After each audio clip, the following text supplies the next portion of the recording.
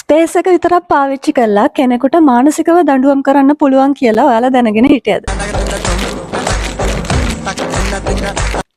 මම චාර්ටර්ඩ් landscape architect කෙනෙක්. ඔව් ස්පේස් එකත් එක්ක වැඩ කරන කෙනෙක්. මේ වීඩියෝ එකෙන් මම බලාපොරොත්තු වෙන්නේ ඉතිහාසයේ හැම ස්පේස් එක අවකාශය පාවිච්චි කරලා මිනිස්සුන්ට දඬුවම් දීපු අවස්ථා කීපයක් ගැන කතා කරන්න. පළවෙනි එක තමයි අපි කවුරුත් දන්න නාසි වද බන්ධන. හිට්ලර් කියන්නේ හියුමන් සයිකොලොජි එක ගැන ගොඩක් ලොකු අවබෝධයක් තිබ්බ කෙනෙක්.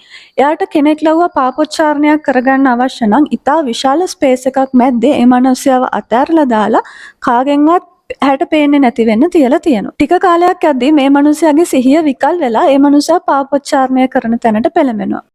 මීට අමතරව අසමමිතික අවකාශ ස්පේස් එකේ එක පැටර්න්ස් එහෙම නැත්නම් ආලෝකය පාවිච්චි කරලා මිනිස්සුන්ව මානසිකව දුර්වල කරලා යාළව යටහත් කරන්න යොදාගෙන තියෙනවා. පැනොප්ටිකන් මේක ඉතිහාසයේ පාවිච්චි කරපු වෘත්තාකාර හිරගෙවල් සංකල්පයක්.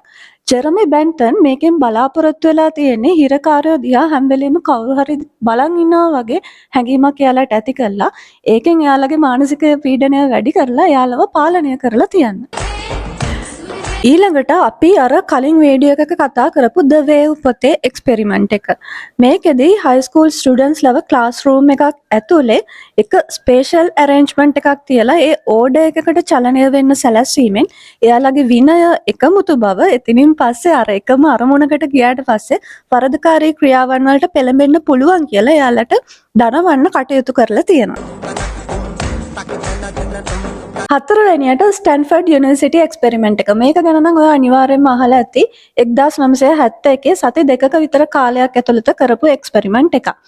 මේකෙදී එයාලා ස්පේස් එක ගොඩක් පොඩියට තෝරාගෙන හිරකූඩු සහ එයාලට ගැටෙන්න තියෙන ස්පේස් එක ගොඩක් අඩු කරලා තියෙනවා.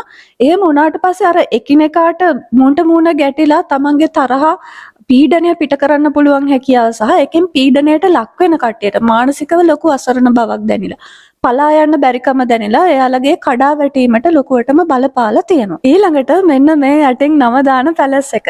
14 වෙනි ලුවිස් රජතුමා මේකෙදි කරලා තියෙන්නේ ලොකු ගාඩන් ස්පේසස්, ලොකු හෝල්ස්, ලොකු ෆර්නිචර් එයාගේ මාලිගාවට දාපු එක. ඒකෙන් එයා බලාපොරොත්තු වෙලා තියෙන්නේ මාලිගාවට පිටතින් ඇතුල් වෙන කෙනෙක්ට එයාගේ ඔතොරිටි එක පෙන්නලා අර එන කෙනාව එයාට යටහත් කරලා තියාගන්න. අන්තිමට කියන්න ඕන මේ වීඩියෝ එකේ අරමුණ ඔයාලගේ කුණු රසය අවුස්සලා views ගන්න එක නෙමෙයි. මේකේ රියල් ලයිෆ් ඇප්ලිකේෂන් එක තමයි ඔයා ජීවත් වෙන ගේ ඇතුලේ ඔයාගේ වයිෆ් හරි හස්බන්ඩ් එක ඇතුලේ නිතර රණ්ඩු සරුවල් වෙනවා නම් මානසික කඩාවැටීම් ගොඩාක් තියෙනවා නම් ඒකට හේතුව ඔයා ජීවත් වෙන පරිසරයේ ස්පේෂල් අරේන්ජ්මන්ට් එක සහ ඒ ඕගනයිස් කරලා තියෙන විදිය වෙන්න පුළුවන්.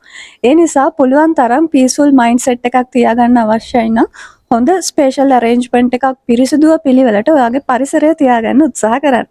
අපි තව වීඩියෝ එකකින් හම්බෙමු.